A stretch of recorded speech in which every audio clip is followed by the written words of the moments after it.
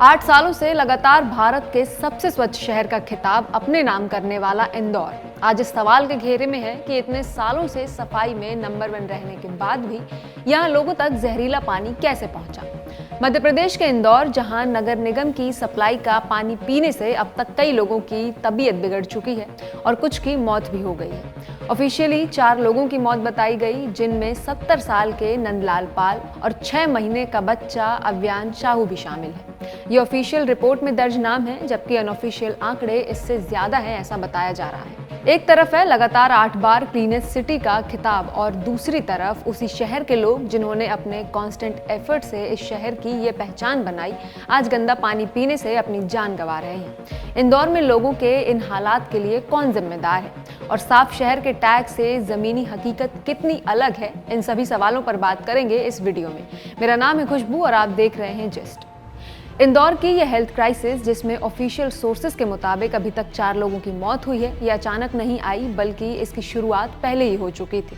दिसंबर 2025 के बीच में इंदौर के भागीरथपुरा इलाके के लोगों ने सबसे पहले नोटिस किया कि नल का पानी कुछ ठीक नहीं है, उसमें बदबू आ रही है, रंग बदला हुआ था और स्वाद भी कड़वा लग रहा था। लोगों ने स्थानीय अधिकारियों को इसकी शिकायत भी की, लेकिन पानी की सप्लाई बंद नहीं हुई। 25 दिसंबर तक हालात और बिगड़ने लगे। फिर भी मजबूरी और दूसरा विकल्प न होने की वजह से कई परिवार उसी पानी का इस्तेमाल पीने और खाना बनाने के लिए करते रहे। इसके कुछ ही दिनों बाद 27 और 28 दिसंबर को लोगों की तबीयत अचानक बिगड़ने लगी। कई लोगों को तेज वोमिटिंग, डायरिया, कमजोरी और डिहाइड्रेशन की शिकायत हुई। शुरुआत में मरीज लोकल क्लिनिक्स पहुंचे, लेकिन 29 दिसंबर तक अस्पतालों में भीड़ बढ़ने लगी और तब जाकर सामने आया कि मामला सीरियस हो चुका है और ये एक सीरियस वाटर बॉर्न डिसीज बन गया है। बताया जा रहा है कि इस गंदे पानी की वजह से कई लोगों की जान चली गई और सैकड़ों लोग बीमार पड़े।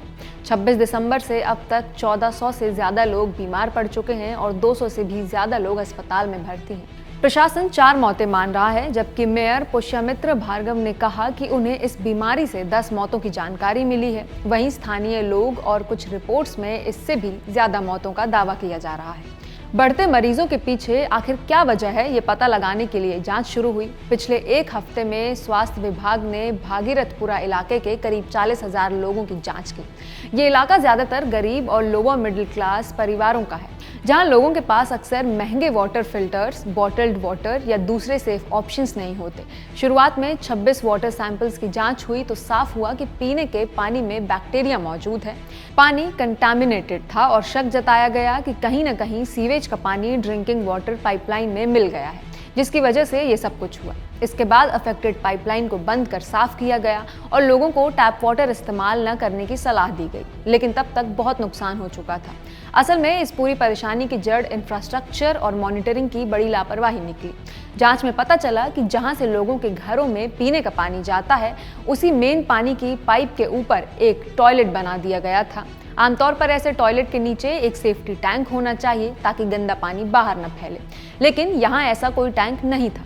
इसी वजह से टॉयलेट का गंदा पानी धीरे धीरे पीने के पानी वाली पाइपलाइन में मिल गया और वही पानी लोगों तक पहुंचता रहा जिसे वो पी रहे थे। लोगों ने नल के पानी में बदबू, अजीब स्वाद और जलन जैसी शिकायतें लगभग 2 महीने पहले ही कर दी थी। कुछ ने तो पानी को एसिड जैसा भी बताया। अधिकारियों के मुताबिक पहली वार्निंग करीब 2 महीने पहले इंदौर मेयर की हेल्पलाइन पर दर्ज कराई गई थी, लेकिन प्रशासन ने इन कंप्लेंट्स को गंभीरता से नहीं लिया।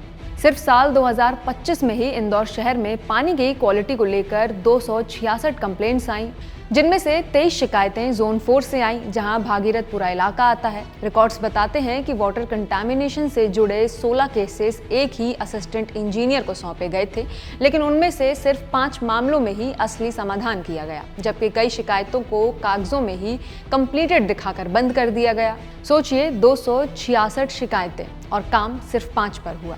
पानी की समस्या एक दिन में नहीं, बल्कि छोटी छोटी खराबियां और लीकेज पहले से दिखने लगे थे।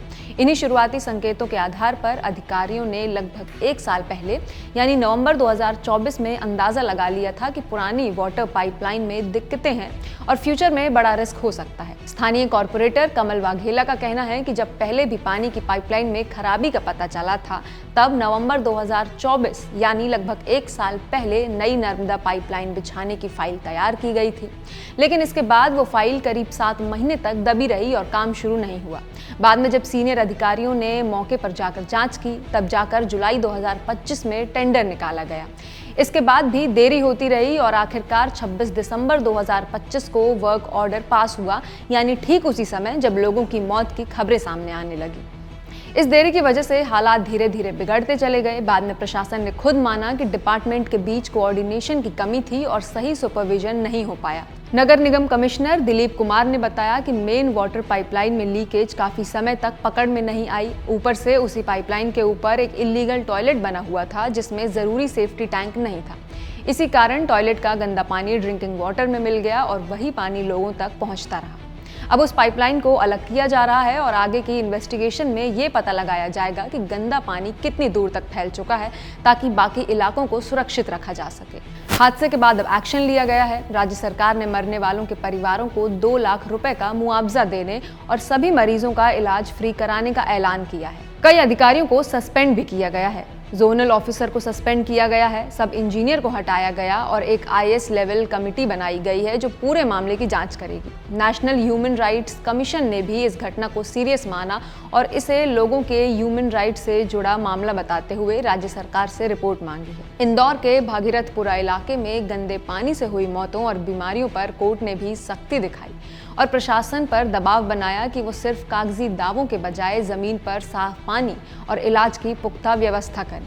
हाईकोर्ट में एक PIL भी फाइल की गई है। इस PIL पर हाईकोर्ट ने सुनवाई की और कहा कि अगर लोगों की जान पानी की वजह से जा रही है तो ये बहुत गलत है। कोर्ट ने इंदौर नगर निगम को तुरंत आदेश दिया कि अफेक्टेड एरियाज में एक्स्ट्रा वाटर टैंकर्स भेजे जाएं ताकि लोगों को साफ पीने का पानी मिल सके, जिस पर नगर निगम का कहना है कि उन्होंने पहले ही 30 वाटर टैंकर्स भेज दिए हैं, लेकिन कोर्ट इससे संतुष्ट नहीं है। जस्टिस बंसल ने निर्देश दिया कि टैंकर तुरंत भेजे जाएं, चाहे इसके लिए कलेक्टर, SDM या किसी भी अधिकारी को क्यों न बुलाना पड़े।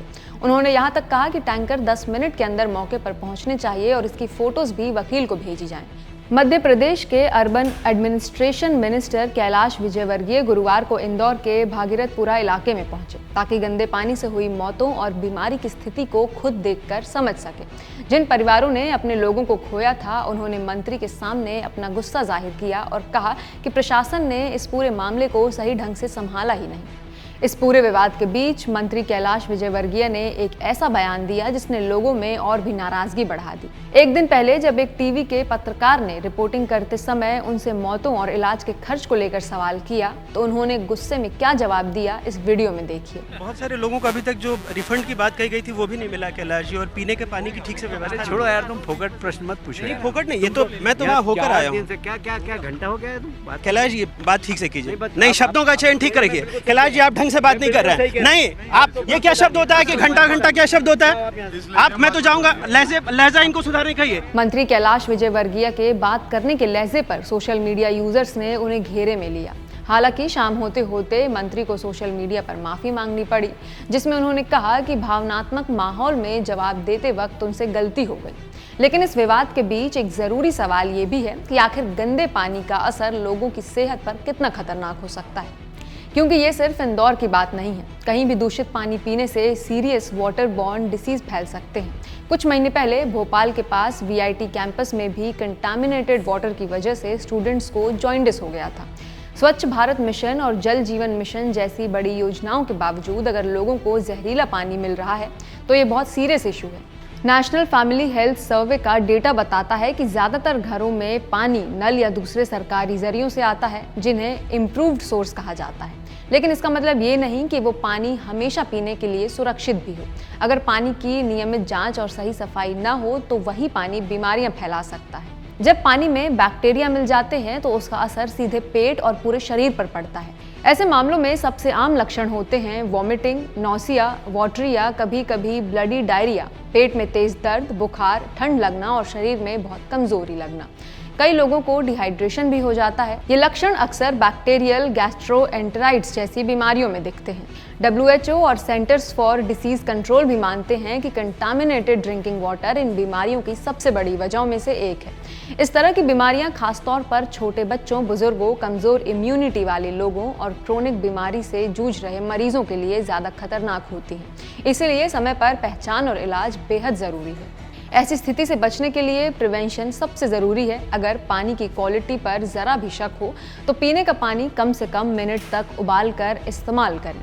सर्टिफाइड वाटर फिल्टर्स का इस्तेमाल करें या ज़रूरत पड़ने पर सील पैक वाटर बॉटल इस्तेमाल करें। साफ सफाई का भी पूरा ध्यान रखें। खाना बनाने या खाने से पहले और टॉयलेट के बाद साबुन से हाथ धोना बहुत ज़रूरी है। अगर कहीं पानी में बदबू, गंदा रंग या मटमैलापन दिखे तो तुरंत कंप्लेन करें। अगर किसी को तेज़ बुखार, स्टूल्स में खून, लगातार उल्टी या सीवियर डिहाइड्रेशन के लक्षण दिखे तो बिना देर किए डॉक्टर से कांटेक्ट करना ज़रूरी है।